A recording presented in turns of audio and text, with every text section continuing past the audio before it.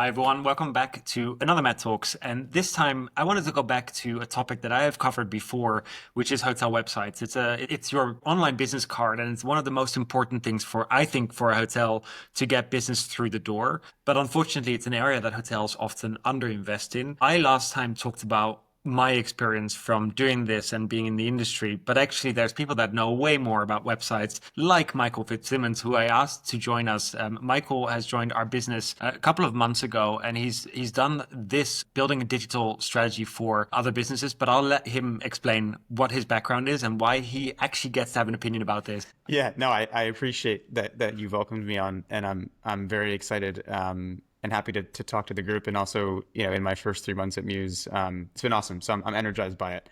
So yeah, I joined Mews not with a ton of background in the hospitality industry per se, but I spent 10 years at WeWork, so understand real estate businesses and physical space businesses, and the importance of creating experience in a physical environment, and then scaling that brand globally around the world. And then I joined Mews most You've been recently there from. for the crazy times, right? The real scale up of WeWork. Yeah, I joined WeWork when it was just 50 people, and so I stayed Wow. for 10 years. And at one point, we were 13,000 people. Yeah, a lot of growth and a lot of learning. So, both positive and things that I do differently. But and then I joined Mews from WeTransfer, so no relation to WeWork, but WeTransfer is a consumer SaaS business with over 80 million monthly visitors. So, website was a huge part of our growth strategy. And while those businesses are much different than independent hotels or even large hotel brands, I do think that there's some foundational best practices that are universal for creating a strong digital experience. So happy to talk about those with you. And so when you book personal travel, what's your journey? Like, where do you start, and what are, like, do you book direct? Do you book through an OTA? Like, what's your journey? Yeah, I think being at Muse now for 3 months, I try to go direct just to try to, That's the right answer. yeah, because I know how important it is for hotels to build that relationship with customers directly. So my habits have evolved over time. Look, I think booking a hotel for me personally is one of the most important decisions when thinking about a trip, whether it's business or leisure. And I'm married, so it's a joint decision. I involve my wife in the vacation decisions, and it's kind of about what kind of trip do I want? What kind of experience do we want? Do we want a vacation where we're just staying at the hotel and we're not leaving? And so things like food and a gym and wellness experiences are more important. Or are we going to be exploring the city all day and we just need a comfortable place to be in and out of, and location's more important? So it really depends on that trip and that experience. And so I'm looking for the hotel's website to give me that information as fast as possible so I can make that decision on my own. But how do you get to the hotel website? Do you Google? Do you use AI? Do you use TripAdvisor? What's the way to get even into the hotel website? Yeah, so it depends. Actually, sometimes I'll do personal recommendations. So I'll ask friends and family who have been to the places that we're traveling, and they'll sometimes make recommendations. I'll look at third-party sites that talk about hotels, whether it's like a tablet or Mr. and Mrs. Smith in the U.S. And globally, or I will look at best hotels in in a particular neighborhood, and so that's where I think SEO becomes extremely important, a big opportunity for hotels. I like that you called out Mr. and Mrs. Smith specifically, because it's such a niche for young urban couples that are looking to have a stay. And it's almost like a curated version of the internet already that you're getting. And you know that they have deeply thought about the hotels before you start looking through the entire internet of hotels. Exactly. And that's where these platforms do a really good job, I have to say. 100%. Yeah, no, it's you trust people with recommendations, and then I think Mr. and Mrs. Smith has a persona that almost feels like a trusted friend that we go to. So So, as an objective bystander, if you're looking at a hotel business and the way that we search for, where to book our holidays, you can probably you can do the discovery through AI, through Google. You can probably book a hotel really well on Booking.com and Expedia. Why does a hotel still need a website? Does it need a website, you think? yeah, I mean, absolutely. I think the role of websites is evolving, I think, in any industry, and I'm sure that the same applies for hotels. Look, I think it's a way to differentiate. So if we continue to use OTAs and even AI platforms for recommendations, I still might, and I imagine people are going to hotel websites directly to make a final decision. And so if they're choosing between three hotels, a website is an opportunity for those brands to stand out and communicate why they are the best choice for those travelers. And so I still think it is extremely important to have a strong point of view on why your hotel is the one to stay at. And it will be still an important part of the buying journey, whether that's later in the process than it used to be, because there's so many different tools that you can use to now aggregate options. So absolutely still important. And do you feel that the primary goal of the website is to close the booking or to just be an informational source for travelers? Yeah, I mean, I think I do still think that, the website should be the primary goal is to convert visitors to guests. I think that is important to understand that users are going to be in different stages of that journey. And so it needs to serve specific purposes along that journey. So I might be very early in planning my trip, or yeah, I might be planning a trip that's months away. So I'm not ready to book yet. I'm just doing evaluation. I'm going to make a list that I'll then decide on later. In that case, it's important that I do have the information around, what's the gym like? Can I, book a massage, or what kind of treatments do they have? So all of that is important for me in my ultimate decision. But, when I go back months later, it should be very easy for me to search for a room and convert. So I do think removing friction to purchase is always the primary goal of a site. And so you talk about this long process, and it is that, right? It isn't someone who just comes in the website and is like, great, I'm ready to book and I'm converting. Sometimes I am. If I'm on business, I've got to make a room and I'll book it. But if it's leisure, I go back to talk to my husband. I'm like, are we sure about this hotel? And this is where cookies come in, right? So when you come into the website, that cookie banner actually matters. And the UI on the cookie banner matters because you want people to accept the banner, because now we get to inspire you in the next few months as you make that purchase decision downstream. Absolutely.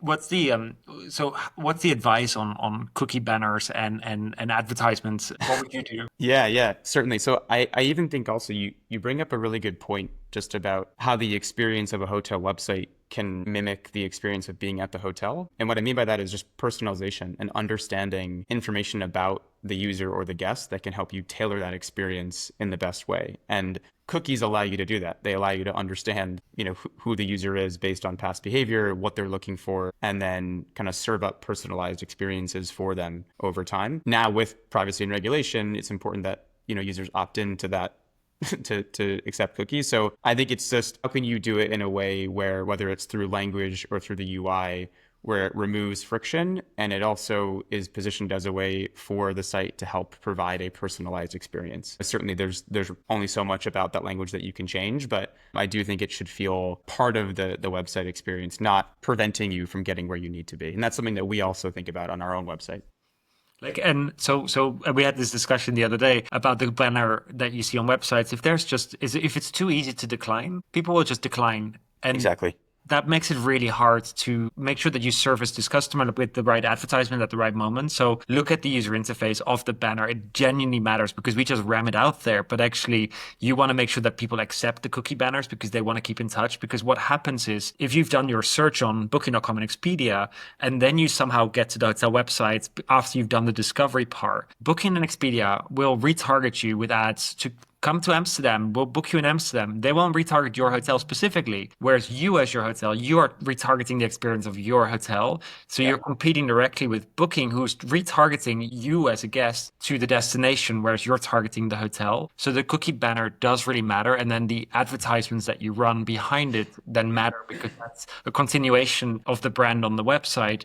The consistency that you don't have in the ads really matter downstream as well. Absolutely. The website is one part of the user journey, and that evaluation process is going to take place across many different channels. So the more that hotels can personalize that and understand and empathize with that journey, I think the stronger performance will be, because they're able to tailor that experience accordingly. And I also would just emphasize something you said, which is those details matter. Every single detail on the site is important. And so nothing's a throwaway. And absolutely, when it comes to cookie opt-ins, that's definitely something to pay attention to and optimize. So I'll take a step back, because I have so many questions that I want to go down, because I'm fascinated by this topic. But let's think about a hotel. And generally, hotels don't have the budgets that we as a tech company have to build a massive digital team. Often you have a budget for one person that will run or build the website, or you outsource this to an agency. But if you had a budget for one person, what would the profile of that person be that you would hire? Yeah, I think I'd start with, as a hotel, what is the competitive advantage that we have over other hotels around us that we compete with, and try to communicate that strength and what they are best in the world at in the website experience. So let's say that is a really personalized guest experience. I think hiring someone who really understands the guest and who can communicate what that experience is going to be like on property in the website is maybe where I would start. So I guess like I think if you have one person, I think hotels are what they have is they're excellent storytellers. They understand how to create an experience. And so what they might lack in sure a major performance marketing budget or digital budget, they gain and really understand who their customer is and what they want. And so that's I would always start from a position of strength. And then for the things like running paid search or paid social campaigns, you can hire contractors and freelancers to do that. But it's really hard to outsource your identity and who you are as a hotel to people on the outside. So I would really, if I were running a hotel, I would hire someone who really understood the brand and the experience that we were trying to create. So like the UX person, basically, someone who understands the experience you're trying to create and everything, the platform and how you build it. There's people for that, or there's even platforms that can do that. But Yeah. unless you have a person who can tell the story, you're going to have someone who's going to build it, but what are they going to build? Yeah, it's exactly. It's impossible to know, the last 100 guests at a hotel. Who were the ones that had like the best experience? What was it about our hotel that made that experience? How can we highlight that in the decision-making process so that we stand out and continue to attract people who get value out of staying with us and who want to return? That's impossible to outsource because that knowledge sits with people who are on premise and who really understand the guests. And then you've got the person in house. You got to think, okay, I want to build a website on a platform. Like, are there specific platforms that are super easy to use for someone who isn't super digitally savvy? What would you recommend? Yeah, I mean, there's tons of kind of off-the-shelf websites right now that have easy-to-use CMSs. So things like Webflow, things like Wiz, Squarespace.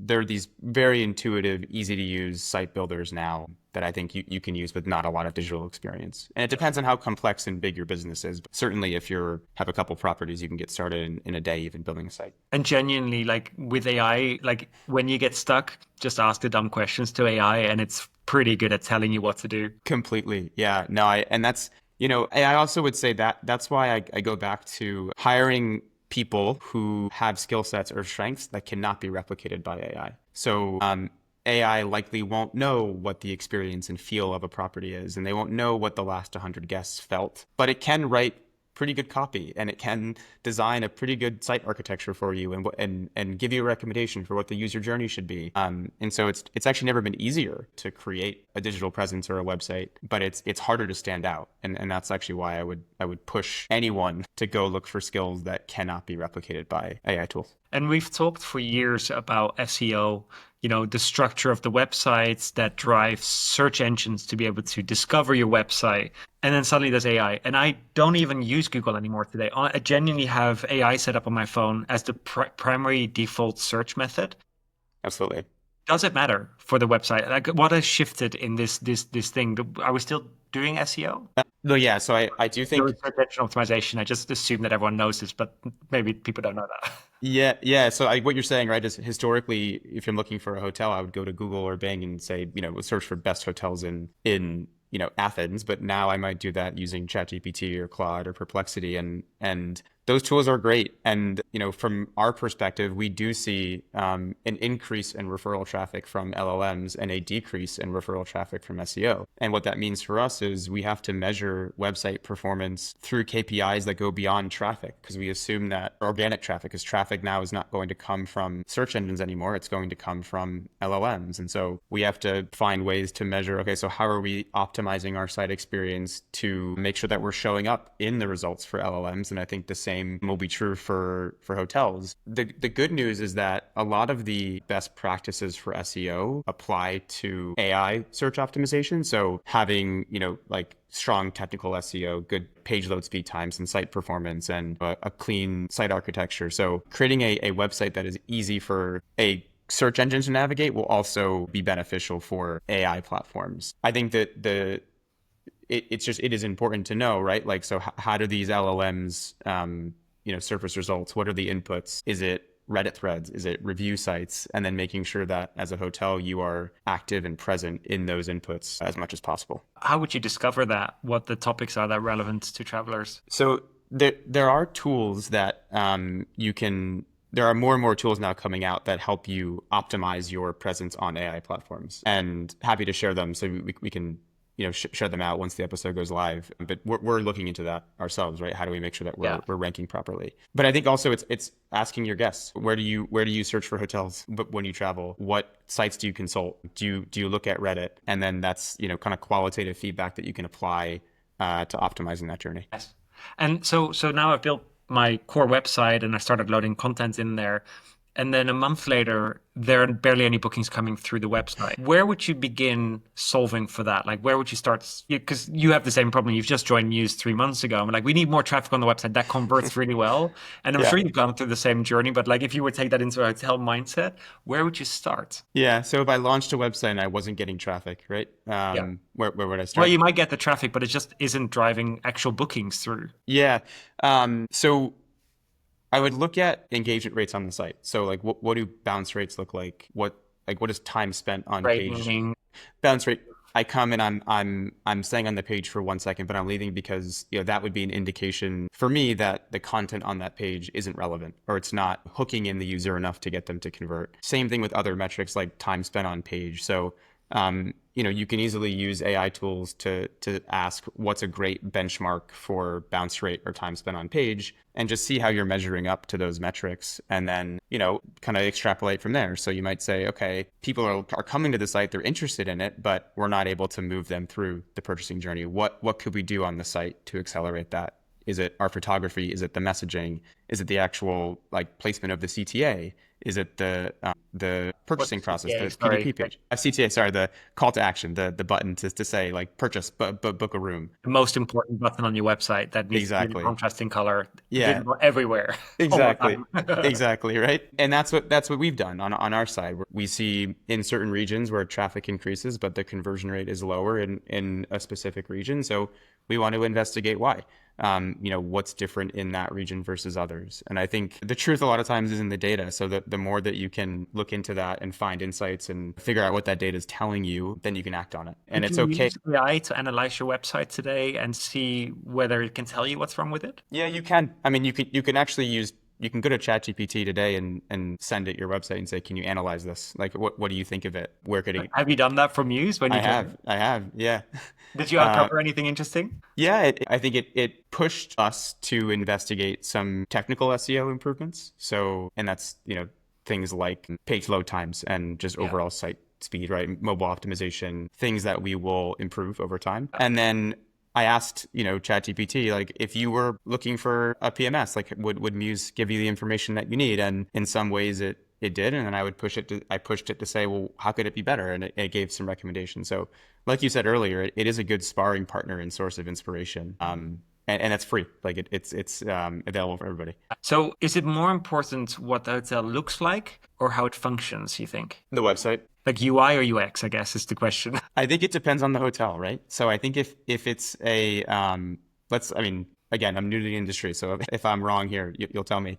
But if I have a luxury property and it's about attracting a guest who wants to pay a higher rate for a room, the look and feel and some of those intangibles might be more important than CTA placement, because I'm selling an experience or a vibe and I'm attracting a certain type of buyer. For a hotel that primarily serves a business traveler and it's about volume, then I think performance matters more and more. So I think it depends on the property.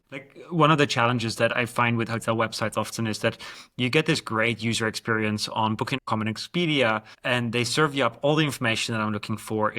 It's super clear. I know where to go.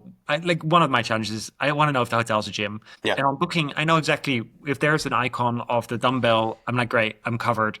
And then I go through the gallery to find the photo of the gym if it's the gym that I would like. And if I do that in the hotel website, then you go to the gallery and then there's 5 galleries. One is the rooms, one is the public facilities, one is the wellness. There's never a gym option. And the user experience is so bad that I leave the hotel website, go back to booking.com to make my booking. And that's the problem, that they will have probably already been to booking. They didn't find the information there.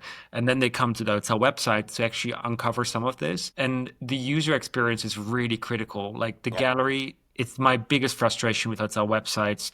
There are less images on the gallery of the hotel website than on booking.com. Your website should have unique content that others don't have, and it should be more content and it should be easily discoverable, because there's a reason why they're spending time on the website. And we get this so wrong, unfortunately. You said the CTA, the call to action. When I speak to hoteliers, sometimes they say, I just think it's so ugly to have this contrasting color button on there. I want to make it really pretty. And I'm like, yeah, but remember, the ultimate goal is to convert a booking. So whenever they're ready to buy, button needs to be there, ready to purchase. So it needs to be in your top navigation bar at all times. So wherever they go on the website, that call to action needs to be visible. And unfortunately, this is a thing that we often get right in hotels. Yeah, no, 100%. I mean, there's nothing wrong with making a sale or asking to make a sale. Right. It's you're offering an experience to someone, so you shouldn't be shy about it. And I think that's how we feel with Mews, right? Like, it's okay to push someone to book a demo with us because we believe we have a product that will help them.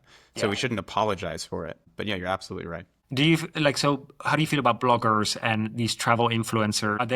Are they things that we should be doing, or is it just, it's a static website with just as much information that you build once and then you're done? Is that enough for a hotel? Look, I think, and you brought it up earlier, it depends on what your budget looks like and what your resourcing looks like. I do think what we talked about earlier is that the website is one very important part of the user journey, but it's just one piece of it. So if we're thinking about how to build the brand or build the business online, I think experimenting with influencers and writers and trusted third parties to build credibility around your brand and ultimately drive traffic to your site is a good investment. So and then that speaks to when you drive people there, you want to make sure it is ready to capture them and engage them and then convert them. Yeah. And so I think it's always, nothing's in a vacuum with marketing. There are always pieces connected to every channel. And so it's best to think about that holistically. Yeah, so I'm probably going to kick down an open door, but like, how much should the brand on the website reflect the experience in the hotel? Like, is there a real direct linkage between them, or can they be two very separate things? I think my instinct is that they should be connected. I think that it is a way for you to kind of introduce a potential guest to what that experience is going to be like for them when they visit the property. And if you can have continuity and consistency in the offline and online experience, I think that could result in a stronger relationship with that guest over time, where they want to stay with you again, because I think people generally like when their expectations are met and when there's consistency. So yeah, I think it's important. I also think, like, to the point I just mentioned, misaligned expectations I don't think are a great experience. And so if you sell sort of this luxury, clean, calm, aesthetic on your site, but then you show up on property and it's entirely disconnected from that, I don't think you're setting yourself up for it's a wide angle lens photo of the swimming pool on the roof, and then you get there and it's a bathtub that you have to share with many people. And I'm like, Exactly. And you know what? I think people are also becoming smarter, right? Like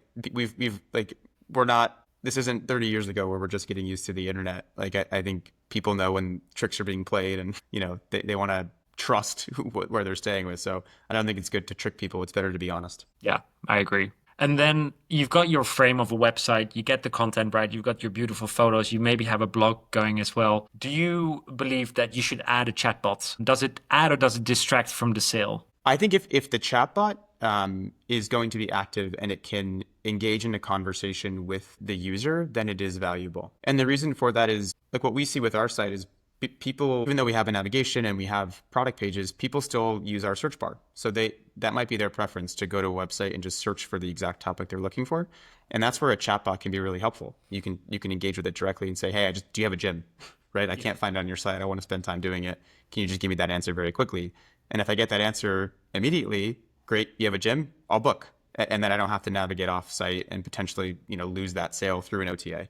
So I do think if done correctly, it definitely is additive to the experience and can improve sales. And I think the thing you said there is if done correctly. Yeah, A lot of hotel websites have implemented these bots that were never great, and bots have been so terrible for the last few years. There are really great chatbots there now today because of LLMs, but exactly. not all hotel websites have engaged with them. And the last thing you want to get is a web form where you have to submit your email address and someone will come back to you. Like Yeah. you lean into the bot, but teach it. Like it feeds off the information that you give it. So I've gone into a hotel website the other day. I went to see this hotel, and I was like, let me try this bot. Let me just ask them how much the parking is and if the gym is open at 6 o'clock in the morning. And the bot got lost with my questions because it had never been fed the answers to the questions. And it actually created an awful experience. So when you do have a bot, make sure that you feed it in the information. And every time it gets a question wrong, that you have someone reviewing it constantly to make sure that it iterates and updates. But they are really, really good. Completely. Yeah. I mean, I think you said this previously, and I think it is true for any site that it should be your best salesperson. And you have to train a salesperson in the same way that you'd have to train a chatbot. So Yeah. I 100% agree. So now I've got my website, I've got my Yes. bot, I've got my booking engine built in. How much money should I spend on advertisement? How do I figure out what my budget for advertisement should be? Because I am clueless on this. Yeah, sure. So if you were to ask me this question and I was running a hotel, I would think about, what are my growth goals? Do I have a certain revenue target for this year? What percentage of that revenue target do I want to invest in advertising? And then within that budget, let's say it's 1 to 3%. That's a number I'm comfortable with. Or it's 10% because I really want to grow a lot this year and I feel like I have an opportunity to do it.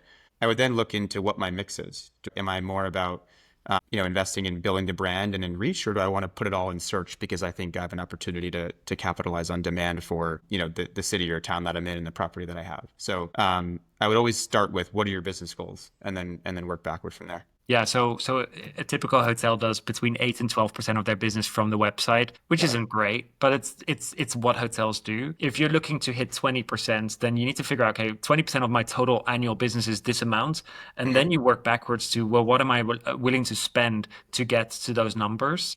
Yep. And it really is a mathematical formula. This is not It like, is. let's just try 5,000 euros and see how far it reaches. Like, Yep. you've got to commit. Once you've built the website, you've got the person employed. You can't just give them 5,000 euros. That just is not going to last, and it's not going to work because you've got to run a lot of tests, right? Because I'm assuming we at Mews run tests. Like, some ads work, some ads don't work. Yep. We got to do lots of A/B testing. Yeah, we do. So and what we think will work when we're creating an ad isn't always the reality, which is why testing is important. So you sort of become ruthlessly objective with the data and let it tell you what customers want, because it isn't always what we think we want. But you brought up a really good point, which is that it can be daunting to say, how much should I spend on advertising? Like, what should my marketing strategy be? But I actually find it less intimidating when you make it a math problem. When you say, I want to get to 20%. What does that look like? It means I need to increase traffic. How do I increase traffic? It means I need to write content. How many page views can I get per piece of content? And then you start breaking it down into component parts, and it becomes much easier to execute versus saying, well, should I spend in TikTok or Instagram or Facebook? Or there's all these platforms out there. Like that's not a useful exercise. You can always boil it down to very specific, measurable goals and then decide what are the best tactics to help you hit those goals. And, because, we have enough data on these platforms to say, if I spend this much, I'll drive this much traffic or I'll reach this many people. It's actually quite easy to build that model and have at least a place to start. Yeah. And could you succeed if you didn't spend a penny on advertisement, you think, in increasing the growth of the business? Yes. So the short answer is yes. I think you could, again, depending on what your business goals are and how much you want to grow and what success looks like for you. But I think certainly there are a ton of free channels that cost nothing but time to invest in, like LinkedIn, like Reddit, TikTok. Right, for travel. TikTok, exactly, Instagram, and especially if hotels have either owners or people on site who have personalities, like there's an asymmetric opportunity in building a great TikTok presence for free, so to speak, versus investing in paid media, right? So yeah, 100%. I don't think performance marketing or advertising makes sense for every hotel, and even the ones that are doing it, that money might be better spent in more organic storytelling or UGC influencer storytelling. Yeah, and like honestly, this platform of Matt Talks came from, no one gave me a podcast. I just took it because I was like, I have things to say and I want to make sure that I help hoteliers on their mission. And this doesn't cost anything. This platform software cost me maybe 150 euros a year to just have this. And I bought a microphone and I'm good to go. And a ring light to make me Yeah. look relatively decent. It looks great. And it's so easy to just get content out there, but you do have to have a voice. You have to have something to say and really target the audience. But it is easy. And if you were to say, okay, that 20% is my goal, I get a budget of 100,000 euros. I could either burn 80,000 on bad advertisements, or I could spend that on working with travel influencers and TikTok. There's a generation of people that is not our generation, but they live in TikTok and they book through TikTok. They do all of the exploration of hotels on TikTok, and then they book directly through there. And you could spend on content and making sure that you engage with those content creators that you're trying to attract the audience of. So it is 100% possible. It's just you've got to figure out how much budget you have, and then who's your audience, and where does that audience come in through, and how do you attract them? So I do think 100%. it's possible, but you definitely need someone who deeply thinks about this in the background. Yeah, no, completely. I even think to use Matt Talks as an example, I feel like, it started from a place, right, of how do I provide value and help people, and talk about things that are top of mind, but there isn't always a clear answer. And I think that same spirit of trying to help guests it is a place to start for hotels. So when you think about what you do when you travel, a gym is important to you. It's the same thing with me, right? Well, what if the hotel published, here are 10, quick workouts for vacation, and then restaurants are important to me. So that's something I do in the process.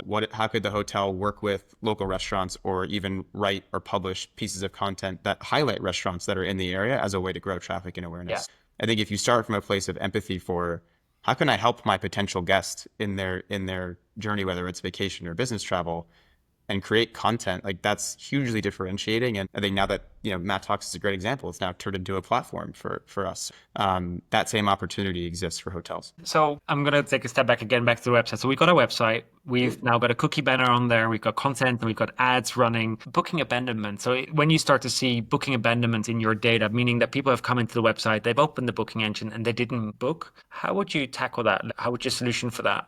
Yeah, sure. So there's a couple ways to do it. So one, if you are running advertising on Meta, for example, and you likely or should be investing in retargeting. So you'll have a pixel on the site that can retarget users who didn't convert and try to push them back into the purchasing journey. And so specifically, it means that they've gone to the website, they didn't buy, they were on the booking page, didn't convert, they go do something else. You want to retarget them with an ad to get them back to the site and into the booking process.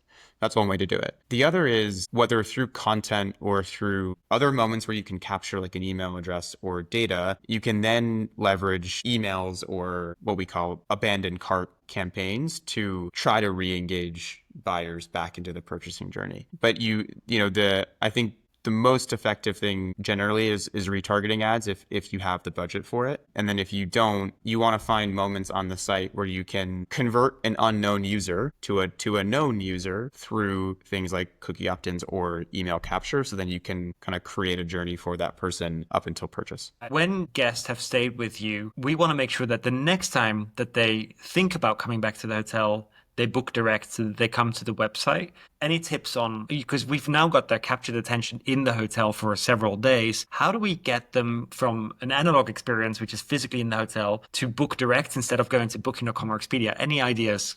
Definitely. So I think whether they've booked directly or through an OTA, you should have their email address and possibly phone number. And so that is an opportunity for you to build a direct relationship with that customer. So once they've checked out, you can send them a thank you note, ask them how their stay was. You can check back in with them in a couple of months to say, hey, are you traveling here again? We'd love to have you. And if you can incentivize them through discounts, that's a great way to incentivize them to book directly with you, because you now own that relationship. Even if that relationship didn't start with you, you now have an opportunity to own it. So email's a good one. SMS if you have that capability. So text messaging and phone calls, just checking in. Hey, we'd love to host you again if you're here. Let's make it happen. Yeah, so we've got great integration platforms like Revenate and Sendine that are the CRM of hospitality that have built custom workflows for hotels. The moment we've got the email email address. So, if they book direct, you've got the email address. If they book through the OTAs, you get those terrible obfuscated email addresses. So it is your job to make sure that we capture the real email addresses. The more people you get, for example, through the Mews online check-in, we ask that question to hotels. Can we, to the guests, we're saying, give us your real email address. If they go to the Mews kiosk, we ask that question. But the majority of check-ins happen by the people at the reception desk. So make sure that you train the staff, because the email address is worth it. Because if you think an OTA booking, you pay between 18 and 23% commission. So an average booking value of 250 euros. There's money behind the email addresses. So you might even want to incentivize your receptionist, saying every email address you capture, you get whatever, €1. Because if you have to find them on advertisements, you're going to pay way more than 1, 2, 3, 4, 5 euros. So it's really being smart about where that budget is spent. And if we go back to the budget conversation we had earlier, if your budget is 100,000 euros, you can pay your staff, 10,000 euros a year for capturing email addresses, because that means you can, for free, retarget customers, not having to pay advertisement fees. Exactly. What's good about platforms like a Revenate or a Sendine is that they build real work. So they're not just going to spam customers saying, oh, it's Easter, we've got a special promotion. Well, the guests didn't come on Easter last year, so why are you retargeting them for Easter? They came, for their skiing holiday. Exactly. And they booked that 3 months before. So 3 months before they booked last time, that's the right time a year later to retarget them with a great targeted ad. And that's what those platforms do really well. They recognize the patterns of booking, and then they jump into that. But make sure that you capture hotel guest email addresses. That's really, really key. Yeah, those are gold. They're worth something, and owning the relationship with your audience and your guests is hugely valuable over time. Yeah. It's more efficient, and you always want to own that relationship. So absolutely. So if hoteliers are listening to this now and they have to do something different tomorrow, like just, what they've learned, and there was so much we talked about, what would you recommend as a few takeaways that they should immediately tomorrow start to look at or start to change? Yeah, one is I find that sometimes things are so busy that it's easy to ignore the basics. So go through the booking experience on your site as if you were a potential guest and audit it and figure out if you can confidently say that you are 100% happy with that experience. That's just always kind of best practices. And even watching a potential guest go through it. So to build empathy with that journey, I find those things, again, cost nothing, but are hugely valuable. The next thing I would think about is, how can I be different?